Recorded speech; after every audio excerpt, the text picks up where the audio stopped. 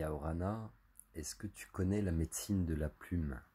Je vais faire vite, une fois de plus, il n'y a pas de mémoire. C'est des short vidéos en ce moment.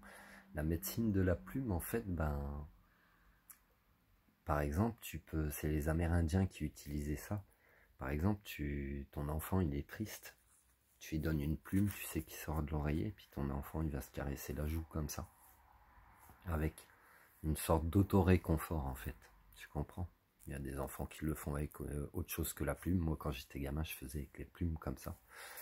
Si une personne a mal quelque part, tu peux aussi avec une plume faire 3 tours comme ça sur la douleur. Et ça va la faire partir.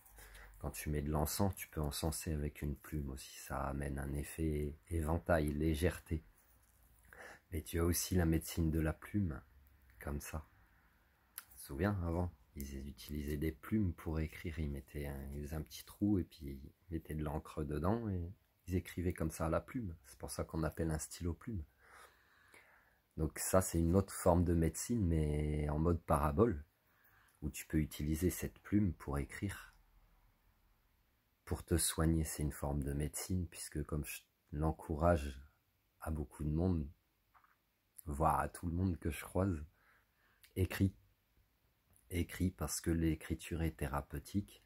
Ce que tu peux écrire, que ce soit ton histoire, des chansons, des poèmes, des paroles, des réflexions, ce que tu veux. Déjà, ça restera pas dans ta tête, ça sortira de toi. Donc c'est thérapeutique pour toi avant tout. Et puis peu importe ce que tu décides de faire de tes écrits, ça peut parler à d'autres personnes. Et là j'ai des frissons, t'en auras aussi. Donc ça peut aider d'autres personnes. La médecine de la plume. Voilà, sous différentes formes.